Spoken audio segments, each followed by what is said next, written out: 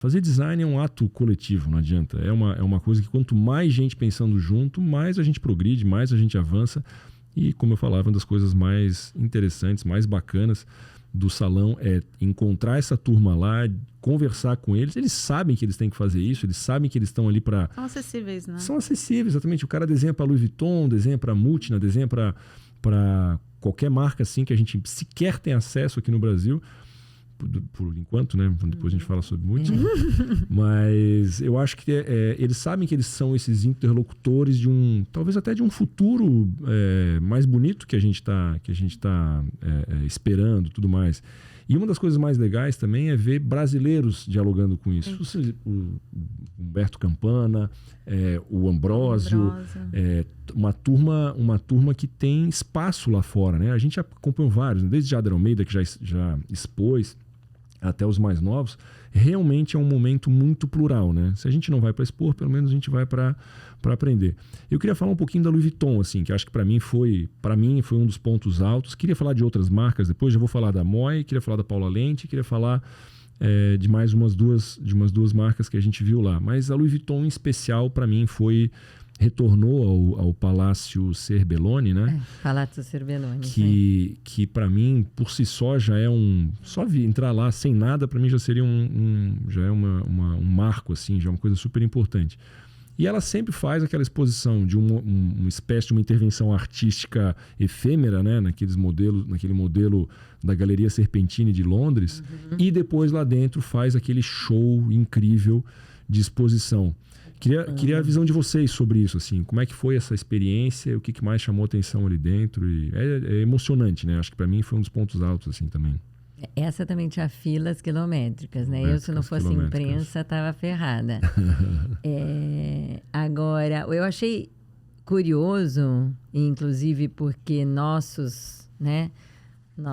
brasileiro, o Estúdio Campana, foi o primeiro designer a ter suas peças eternizadas como esculturas, né? Então, a cadeira de balanço Cocum virou Cocum Disco, que é uma escultura, não é para sentar. Não é para sentar, né?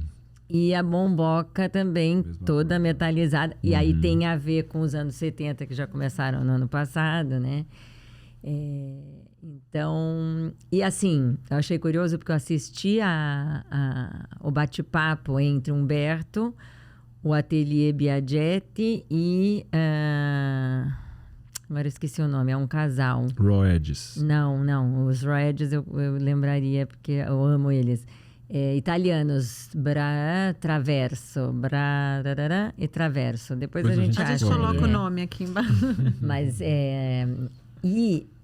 e eram duplas, né? 2 casais e os Campanas seriam dupla, né? Sim. E aí foi emocionantíssimo, porque invariavelmente fizeram a pergunta para o Humberto sobre, né, o peso de estar agora sozinho à frente e como é que é isso tudo. Então foi muito emocionante para nós brasileiros, especialmente. Mas falou-se muito da viagem mental, porque os objetos nomades... Louis Vuitton começou a fazer objeto nomade como mobiliário nômade em 1800, quando pediram para fazer um baú com uma cama dobrável. Eles já faziam baús para viagens variadas, mas para você levar roupa, para levar as coisas dentro. Aí o baú virou armarinho, aí o baú virou não sei o que lá. E aí virou o primeiro móvel mesmo, foi uma cama baú, que foi em 1800 e alguma coisa. E aí tem até um baú chuveiro, né? Tem um baú de tudo quanto é jeito, mas o primeiro foi a cama. E aí eles lançaram a linha de objeto nomade. Algumas peças são de fato, tipo tem uma lanterna do Nendo, que é maravilhosa, que é super carregável mesmo, e até a bateria recarregável você leva na mão para qualquer lugar, mas na grande parte das peças não é exatamente nômade em termos de facilidade e leveza. Mas os Campana usaram, para essas peças que viraram escultura, fibra de vidro, que nunca havia sido usada como base da peça. E o Humberto contou muito dessa história que, para ele, a viagem é muito mais mental do que ir para o aeroporto, pegar o avião, passa pela polícia, né? Então, para ele, ele cria as peças, como ele cria as peças do Estúdio Campana, são sempre resultado de algum sonho, de alguma viagem dele, assim, para onde ele gostaria de estar, né? E ele falou muito de fugir da realidade, porque ele não gosta muito que ele tem medo de ficar deprimido. Então, quanto mais ele puder ter ideias que o levem para longe dos fatos do dia a dia, para ele é melhor. Enfim, e para mim, realmente, Louis Vuitton em Palazzo Serbelloni brilhou mais uma vez. Eles ocupam aquelas salas com as peças. Então, tinham as esculturas dos Campana e aí tinham novas luminárias maravilhosas, porque aí eles aproveitam... Marcel Wonders. E Atelier Oi também, sim, aquelas flores lindas de vidro de murano. Isso. Lindo! E o Atelier Biagietti foi quem fez, chamava Flower Tower, que era a flor do símbolo da Louis Vuitton. É verdade. Tipo uma torrezinha de vidro com a florzinha assim, e você não vê como a luz passa pelo cristal. Você não vê o fio ou a fonte luminosa atravessando. Ela está escondida em algum lugar da luminária. Sensacional, né? Então, enfim, e é muito maravilhoso ouvir as histórias da boca dos designers, seja em talk, seja cruzando com eles, né, Ali, e roubando uma pergunta. Pegando. Então, é sempre inspirador. Adorei Roedes também, que fizeram um novo sofá, pra mim, assim, poltrona. foi o... Não digo entrante, né? Porque já estão há muito tempo no mercado. Já tenho eles também. Já olho há muito tempo. Mas esse ano eu achei que eles fizeram, assim, uma peça realmente escultórica. Lindo. De babá, assim. Eu não sabia que era deles. Eu já tinha curtido muito. E quando eu fiquei sabendo, entraram na minha galeria aí de... Você, Carol, como é que interpretou a Louis Vuitton? A primeira Louis Vuitton, como é? A primeira meu a gente não Deus. esquece. Mas eu acho que a locação é incrível, né? Ali não tem como, né? E a mistura do lugar com a exposição, essa diferença que tem, né, do design da Louis Vuitton pro espaço também já te leva para um outro lugar, né? A história que a gente estava falando ontem ali da transparência e dos biombos, enfim. A maneira que a luz refletia, né? E a sombra ia para a parede também eram, assim, detalhes que você vê ali que fazem toda a diferença, né?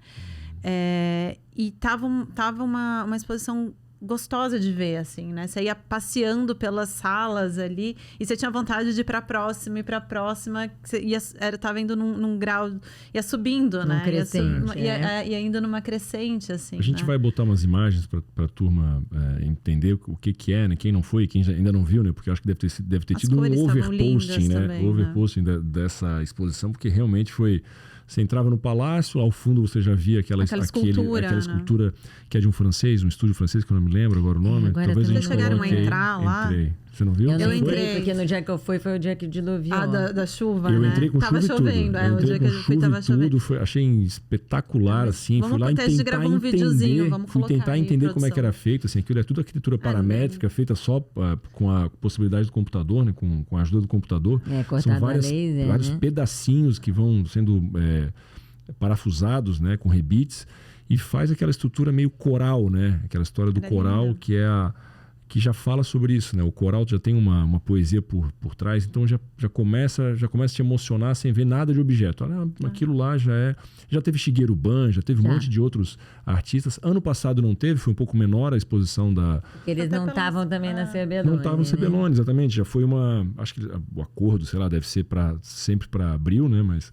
Enfim, aí fizeram uma exposição menor e esse ano voltaram com tudo, assim. Aquela exposição para mim foi espetacular. Aí você entra, sobe a escada, né? Que já tem aquele lustre incrível. Já te tira da terra, né? Já te conduz para um outro lugar, uma luz azulada, uma luz completamente...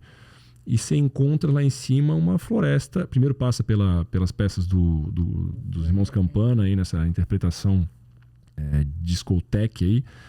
Anos 70, e aí você cai naquela floresta de araras. Para mim aquilo era uma floresta com araras lá em cima, tal. Nossa, eu achei aquilo espetacular, assim, de um bom gosto, do jeito que eu tô falando. Também as araras. Do jeito que eu tô falando, parece uma coisa maluca né? Mas que bom que as pessoas vão.